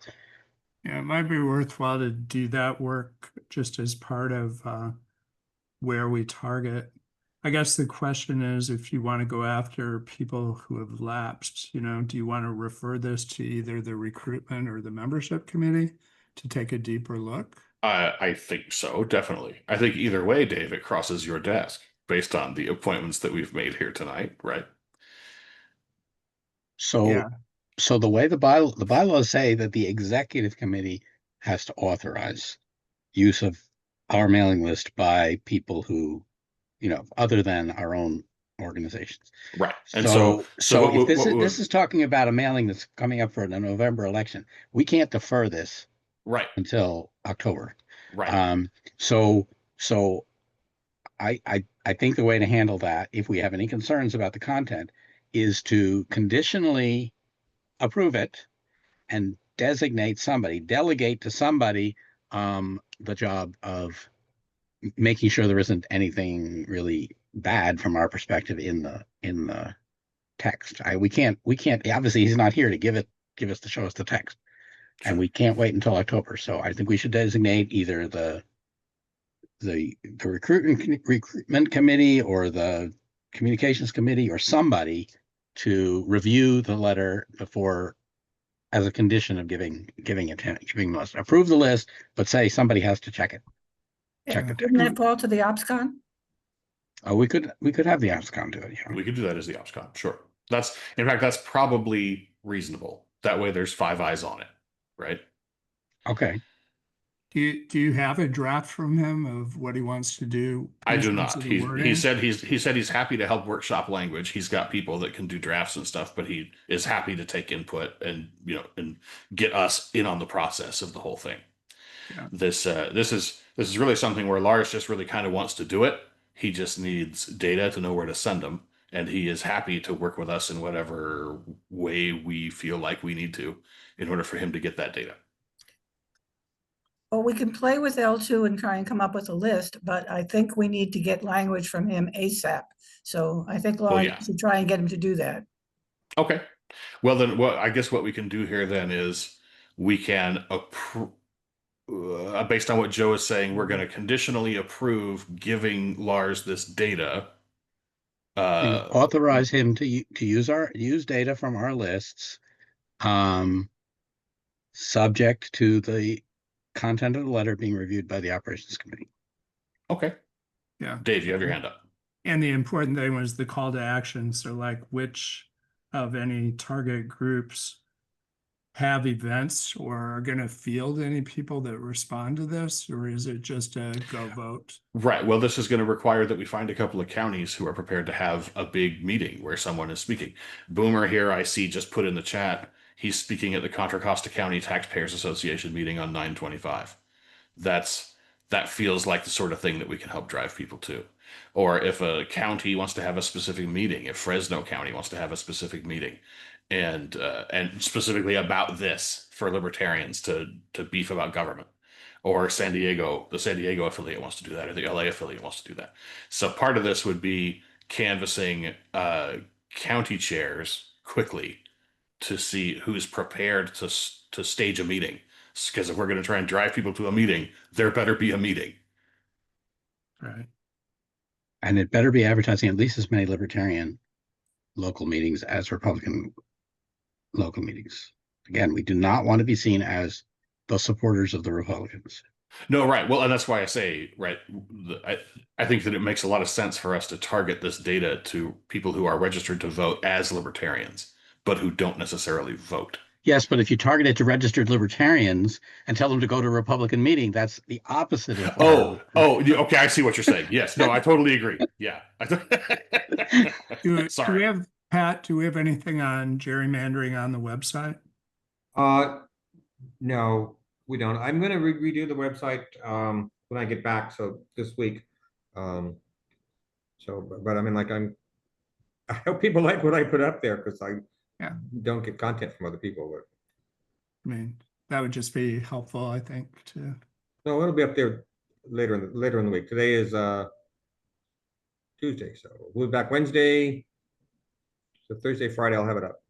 Okay. Do the area coordinators have an idea of which places we should target?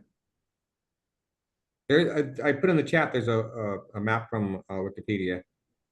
So. Okay.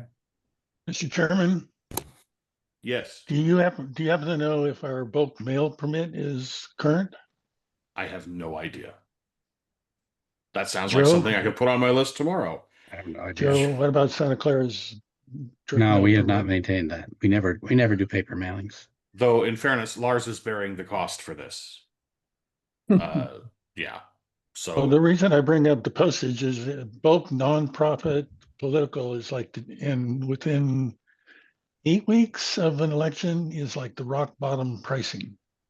Well, I think Lars is going to be sending this out via his organization. He's got his own.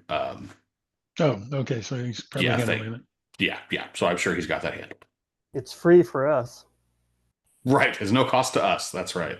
We got to be careful with free, right? Yeah. But it's no cost to us except the data, which again, we get it effectively no cost to us. So, okay. So then we have the motion here from Joe. Rebecca, did you get Joe's language? I'm sorry, you're on mute, Rebecca. No, I did not get it, but I will grab it from the video later. Okay. All right. Well, it's So basically to authorize use of our data addresses from our list with subject to prior review by the operations committee of the content of the mailer. And hopefully the operations committee has heard what the concerns are. We not be pushing people to the Republican Party or making it sound like or any other party. If the operations committee okays something that is too Republican, then we all deserve to get hit with a stick.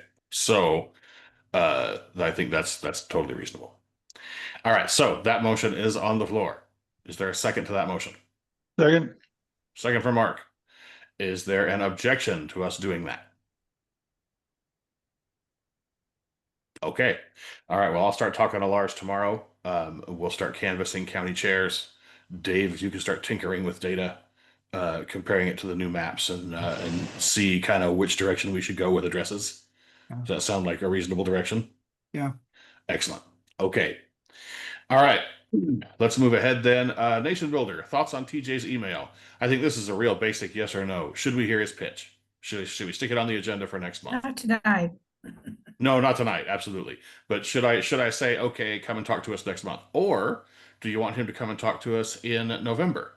That would theoretically give him time to like set up a computer and walk us through stuff and give us a good solid demo. Would people rather not hear from him at all, hear from him next month, or hear from him in November where we're all in person? David, and then Joe. I took a look at it briefly. My main concern is I think it's a 2-cent charge per person with a contact of some kind. And that seems like that could be a substantial amount if we want to be looking at all 23 million, Californian people, or I just did a screen on how many people vote 70 or the top 25% that vote all the time, and that's still 6 million names. So, if it's 2 cents per name for membership or registered libertarians, that might be doable. But if we're storing in the system the prospects, and it's 1 million people that we want to prospect times 2 cents, now you start to get bigger money. I guess my thought would be we have a new web and IT tech stack. If they want to take a look at it, that might be worthwhile, provided that there are people that can compare to Neon and the Neon that's being replaced and the other stuff. I don't know our tech stack, so hopefully the people in that committee collectively do. So maybe they could do that as one of their first tasks, to understand what's the cost of what we have and then compare it to what he was proposing. Okay, Joe, and then somebody else had their hand up. So they went back down. So I think this is an interesting proposal. It's not a slam dunk. A lot of it depends on the cost, as Dave pointed out, that depending on the numbers of records, it could be prohibitive. But we can't really tell that except by comparing the costs of what he's proposing to what we would be paying otherwise. I talked to him directly about this and asked him a lot of questions. He's very knowledgeable about Nation Builder. He's also familiar because of his past involvement with the LPC with some of the technologies we're currently using. And one of the big questions I have, which he can't answer, but hopefully somebody else can, is figuring out what would we be paying, what have we been paying, and what would we be paying otherwise using other approaches to do what we are doing now, and one or more plausible expanded scenarios. It doesn't make sense to say, oh, this is no good because if we had 23 million people in our database, it would cost a fortune, when it never even occurred to us to put 23 million people in our database. And we try to put 23 million people in Neon, what would that cost us? I have no idea. I don't know how Neon charges. So somebody has to put together the information about how our current technology is charged. Is it per mailable address? Is it the actual uses, or whatever? So that we can have an apples to apples comparison. As to the specific problem of there are 23 million voters, or even the number of registered libertarians, there are over 100,000 registered libertarians, right? So we don't have those in Neon now. We use them and we put them in a completely different thing, and we hardly ever email them to them. So one approach to mitigating this problem is to only put in Nation Builder to the people we have some evidence are interested, that we would use to mail our newsletter and so forth, and then use some other thing that is cheaper per mailing to do the prospecting to bring them into that. So I think there's a lot of interconnected issues here. Probably the website and IT committee that might be an appropriate people to delegate them to. But we need, in order to make a decision, we need to get both understand what he's doing, what he's proposing, and understanding the costs of the alternatives. You can't just look at I you agree can't just with look at you. one or the other because we're trying to decide between them. I know that Chris and I are trying to chase down specific cost details right now. A lot of stuff is really breathtakingly vague, and so we're trying to figure out exactly what we're So that subscribing to and how much it costs. affect when you want to do it. Like if Oh you yeah, don't think you're gonna it's if yeah. you don't think you're gonna have that part done by the October meeting, maybe we should wait until November. Oh, fair. All right. On Chris, the your other hand hand, is we up. could have Oh, them give the presentation and then continue the investigation. It doesn't have to be in that order. okay. Chris, your hand is up. Yeah, I was just gonna say I don't think we have enough information to compare apples to apples and to answer the questions that like Joe has and Dave have. So I think it's worth investigating it and figuring it out. And Lauren, you and I have some work to do with Neon to figure all those to help answer those questions, and having the Whitcom will be helpful too. But yeah, for purposes, I think for now we can table it to the next meeting until we have to potentially table it again. But I would think by the next meeting, I would hope we have more information, and we would have to see if TJ is available to even do that presentation and answer questions. And By next meeting, do you mean November or October? October. Okay. Okay, well, I'll tell you what I'll do. I'll feel out TJ on both meeting dates and see what his availability is in November, because he could potentially be traveling to show us a big demo thing, Right. and then answer questions for a couple of hours about it, because I'm sure we're all going to have questions. Aren't we looking Go at ahead. Go ahead, November Joe. for the in-person meeting? We have a thing on the agenda Yes. to possibly make November be the in-person date, in which case it would not be on a Tuesday, it would be on a Saturday. Correct. So when you talk to him about it, well, by the end of this meeting, we'll know when we're going to do that. Right. And we're going to get there. Absolutely. All right. So I'm hearing let's table this thing till next month and get some more cost data, and then we'll make a decision then. Is that what I'm hearing? But people can get information from him in the meantime. In the meantime, absolutely. Yeah. The new website committee can definitely be in touch with him and have him be showing you stuff. All right. We'll push this agenda item then to next month, and we'll talk about it then. All right. Okay, LNC convention decision and ramifications. The National Committee voted on Sunday to move their 2028 convention to February. So we are going to need to examine that in 2027. Exactly what that means. There's lots of different potential ramifications for what that might mean. I just want to put that out there in everybody's head. The February 2028 thing is actually happening. And so Is that specifically Memorial Day weekend? February. It might be President's Day weekend. Sorry, that's what I meant. Right. I suspect it'll be President's Day weekend, but I'm sure that we'll get a date as it goes. It'll be February. But that means that we're going to have to do some thinking about how we want to handle conventioning in 2027. So we don't need to really do any of that tonight. I just want to get that on everybody's head so that it's percolating and we can all be thinking about how that works itself out. All right, let's talk about EC reports and when and how they should be produced. Joe, you had some thoughts on this. So there's a section in the OPM that talks about reports. It's pretty vague, and it's I would say wishy-washy. Like there can be reports, they don't have to be written. But it also seems to still be based on the idea of reports being for meetings. And the problem with that is that there was a tradition of having reports, committees and officers and such report for meetings back when the meetings were all in person and fairly infrequent, like quarterly. And people got used to the idea of all these entities reporting on a quarterly basis because the tradition was to report them to meeting. And that linkage doesn't necessarily make sense now that we have meetings monthly.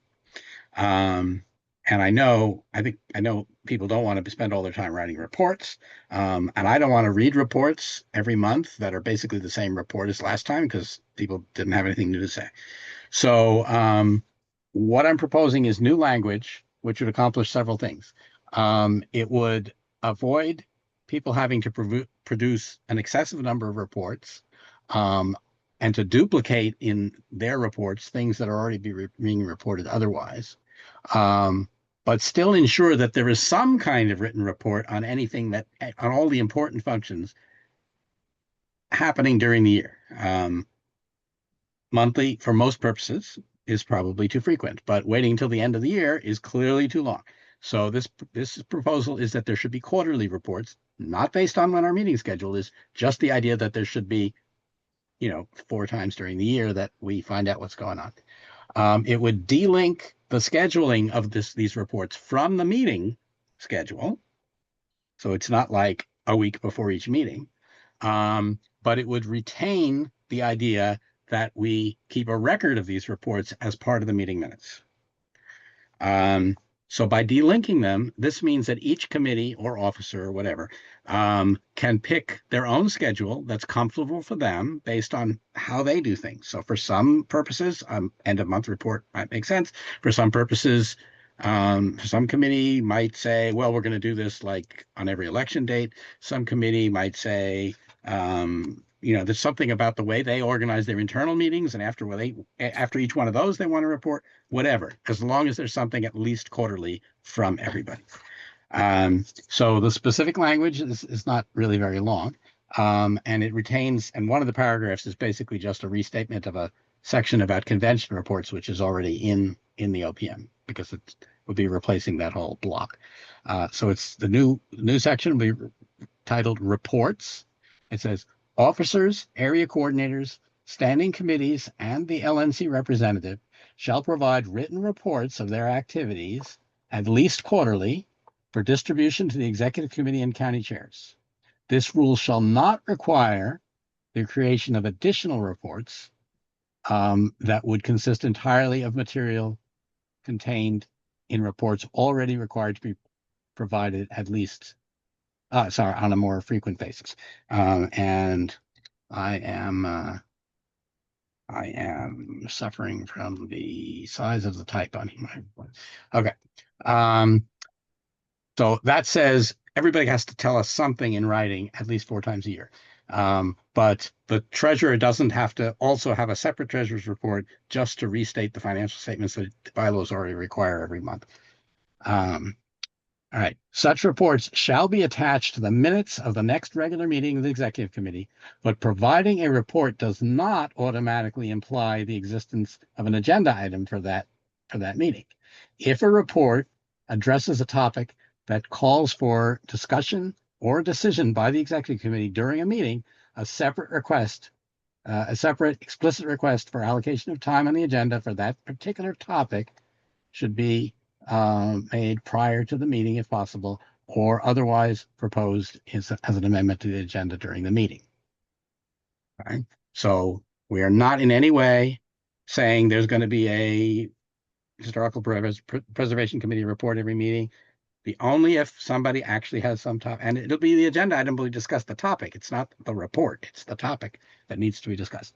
And then the final paragraph is just prior to the annual convention, all relevant reports shall be submitted to the secretary at least 2 weeks in advance of the convention for publication to the executive committee and all central committee members. And that's just a cleaned up version of what's already there. All right. Well, that all sounds pretty rational to me. Can you forward that language to Rebecca? Yeah, it was already in a message to the whole committee. I just failed to print it out, and it's on this other screen where it's in tiny type. I feel your pain. For some reason, Control Plus doesn't make it bigger. I don't know why. All right. All right. So what I'm hearing then is that you are moving to amend. Finally, okay. So what I'm hearing is that it did. I did distribute this to everybody earlier today, so she should have it. Okay. So what I'm hearing is that you are moving to amend the OPM to reflect yes, this language. Replace the section that currently says something like officer and committee reports. Okay. All right. So is there a second for this? Second. Second from Mark. Is there objection to amending this reports language, given that it lightens all of our workloads? All righty. We'll go ahead and get that adjusted then in the OPM as well. Okay. I have a thing here about the EC email list, but that actually got resolved since I put this on there. So I'm going to skip it. So Our annual in-person meeting date and place. How was that resolved, by the way? I was not entirely certain how the executive committee email list was supposed to be getting posts to it, but it's clear that the consensus is that anybody needs to be able to post to the executive committee list because that's how people contact us. So Yeah, but that's not the only issue, and maybe we have to just wait for another meeting. But it's still an outstanding issue. How do people who are not on the committee monitor what we are discussing on the? That is a really good question, and for that we're going to need some kind of a reflector list. Right. But I think that that's something that we've already decided we need.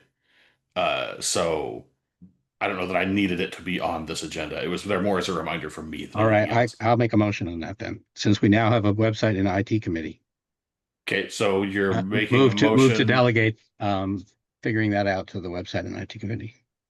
Okay, all right. Before we go for a second to that, Chris, you have a hand up.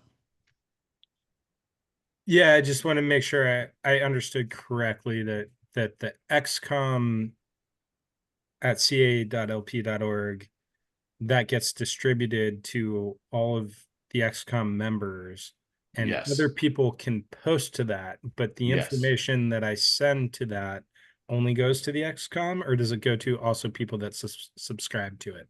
It gets delivered directly to the XCOM, but if we set up a reflector list, then it will go to anybody who is subscribed to that reflector list too.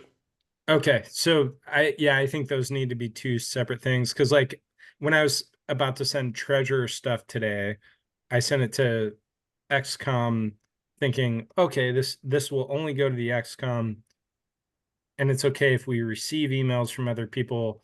But I guess I want to make sure that the information, if there's information that's sensitive, that it only goes to the XCOM and not to other subscribers, I guess was the main. But right now we Right, don't yeah. have any mechanism to do this for it. We don't have a forwarder. We don't have any mechanism to select things that should and shouldn't go to it. It's not totally obvious how to do that. There's different ways to do it. We're not going to debug that in this meeting, but I don't think we should defer it until the next meeting because we're discussing stuff now and people are being left out. Right. And whatever we do, it will render the executive committee list effectively not private. I mean, everyone will know anyone who wants to will know what's going on the executive committee list. Right. None of that will be. I think that should be two separate things. I think there should be like what we have now, XCOM, that's effectively a distribution list, right? That certain members receive emails. That can be, I guess, private in a sense that the only recipients are people on the XCOM. And then there's another list that could be like a reflector list that's public that people can view those things. I'm probably not explaining that in the best way possible, but that's sort of my understanding of how that. So the desire, as I understood it, was that an ordinary Joe Libertarian needs to be able to subscribe to something that allows him to follow the conversation happening on the executive committee list. Mimi has her hand up, requesting to provide some input. All right, Mimi, go ahead and take a minute, please.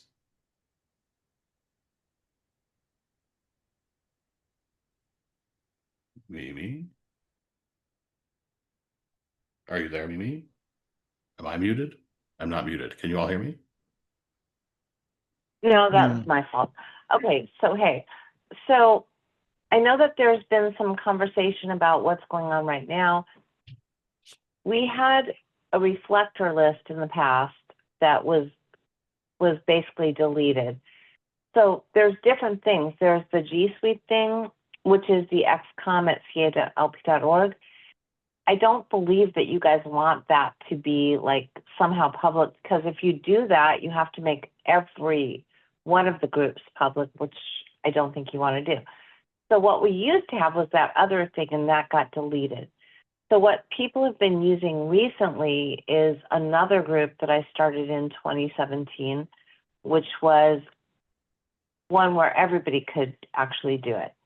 But I think that what you guys have to think about is what you want to do as far as a reflector list. So my suggestion is to do something that is exactly what the LNC does, which is a reflector list, which is something that people can subscribe to. They get things to their email boxes, but they can't respond to it. I would be more than happy to talk to anybody on here, but what you guys are doing right now, you can't do the thing with the xcom@ca.lp.org in any kind of clean way. So you need to do it a different type of Google group. So I hope that some of that made sense, but I think that, you know, it'd be really good if some of us talked about that to try to figure it out. But what's been happening lately is that the group that I started in 2017, which is LPC Discuss, that's been working pretty well because people on the on the XCOM have been putting their stuff out there and other people can respond to it. So I don't know if that made sense. I hope so. But I don't think that you guys have to make a decision tonight. But I think that you do need to do, you know, an actual reflector list. And you don't do that through Google Workspace. Okay? That's it. So there are different ways to implement this idea. It's not just a question of whether it's a Google Groups versus this kind of group. The issue of being able to distribute some things that are confidential versus most things that are not, that has to be addressed somehow. It could be addressed by having two different discussion lists. It could be there's a bunch of different ways to do it. It's not something that we should be trying to debug during this meeting. That's why my suggestion is that we delegate it to this committee that has just now been formed, which includes you, by the way. All right, that brings us to the motion on the floor, which is to hand this off to the new website and IT committee to figure out a solution to this problem. Second. All right, we have a second from Brian for that. Is there an objection to letting the delightful nerds on the website and IT committee figure out a solution to this problem? Excellent. Nerds for the win. All right, we'll let the website and IT committee figure out a way to deal with this communications problem. All righty. Mr. Chairman. Yes, Mark. The November meeting, is that going to be the budget meeting for the following year? Not to my knowledge, but I suppose we could talk about that. Probably not in this meeting. Setting up the agenda for November can be something that we do going forward into November. But first, let's talk about date and place and time. So I've been working with Mimi. I talked about so we have an opportunity to meet at the Handlery, the hotel that we'll be doing the February convention at, for our executive committee meeting on November 15th. That's a Saturday there in San Diego. If we can, between us, spend 25 room nights, then they'll give us the meeting space for free. So there's an opportunity here for everybody to take a weekend trip to San Diego on Saturday the 15th, stay Friday, Saturday night, and then we can have a big meeting on November 15th in person at the Handlery. That allows us all to figure out how to get there. So we've seen the venue, and we can then carry that information back to our respective county affiliates and so forth as well. Does that make sense to everybody? That would be a full day meeting, like 9 a.m. to 5 p.m. or? Potentially, yeah, depending on what's on the agenda. If it involves like a big TJ presentation or something. Oh, okay. Right. Yeah. And it might just involve, a good meeting and then a really awesome lunch. But I don't know. We'll see. We'll see what happens in that agenda. But it'll be nice to feel each other's energy in the room. So it is my understanding, looking at the bylaws on the OPM, that I can just call the meeting and say, this is what we're doing. But I wanted to float this to everybody and make sure that nobody had any strenuous objection to this before I went ahead and did that. Is there an objection to that?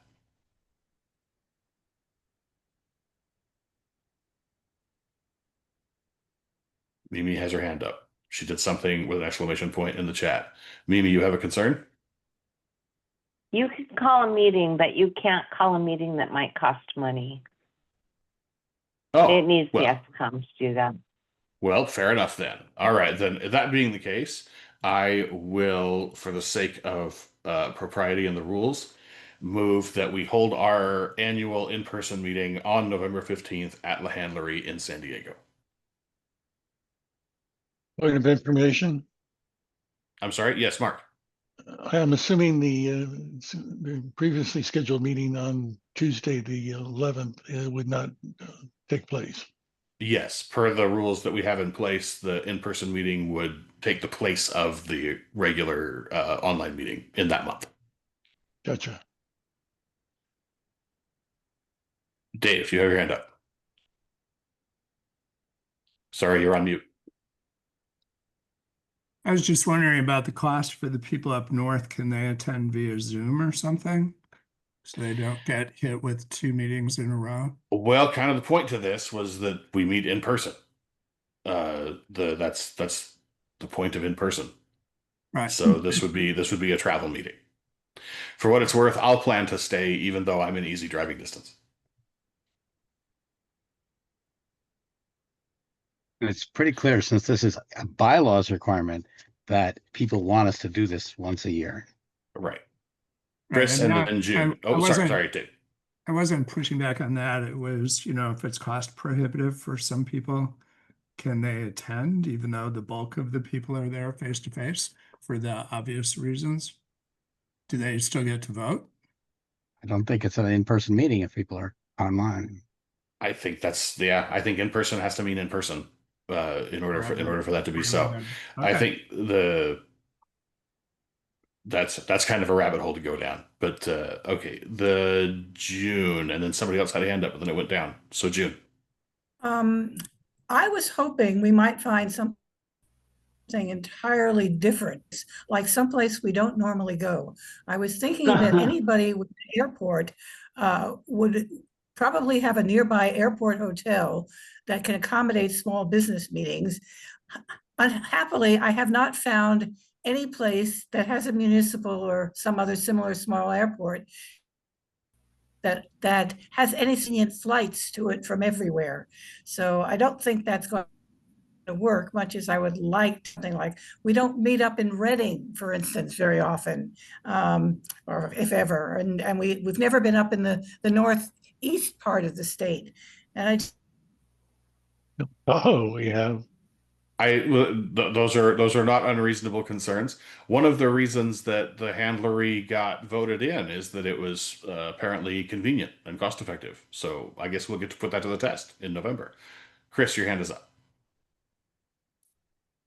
Yeah, it was just yes. I like the idea of having it at the handlery. I know it's not official rule that we have that meeting at the convention hotel, but I think it's good practice for the XCOM to be at the convention hotel a couple months before to get familiarized with it and talk to the people on site and all of that. That particular weekend is fine with me right now. I don't know if I just saw Francisco, for example, in the chat say he may not be able to, or actually he said he won't be able to attend that weekend. So I don't know if that weekend has been pulled to make sure that we've got a good attendance. Again, I think I can attend.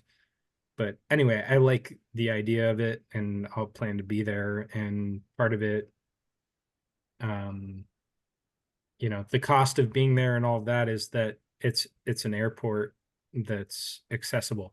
And so I wouldn't compare it to Reading or Eureka or somewhere way up north where there isn't an airport that has, daily flights from multiple places in the States. All right. So the motion on the floor is to hold our annual in-person meeting for 2025 on November 15th in San Diego at the Handlery Hotel. Is there a second for that? Second. Is that Mark? Mark Hinkle seconds that. All right. Is there an objection to us doing that? Okay. We'll go ahead and set up our annual in-person meeting for 2025 on November 15th in San Diego. And I have a thing here for regular executive committee meeting date and time. We addressed that in the OPM adjustments. So that will mean that our next meeting is October 14th. October 14th is the second Tuesday, October 14th at 6:30. All right, everybody got that? All righty. So we have been here 2.5 hours. I thank you all for your patience and your endurance. You are all people of iron, and I appreciate your willingness to run this particular pentathlon with me this evening. So with that, I will entertain a motion to adjourn. So moved. So moved by Mark. Second? Second. Second from Brandon, who is ready. All right, objection to adjourning. All right, we're adjourned. Thank you all very much. Lauren, well done. Good night, y'all. Thanks, Good everyone. night. Ciao.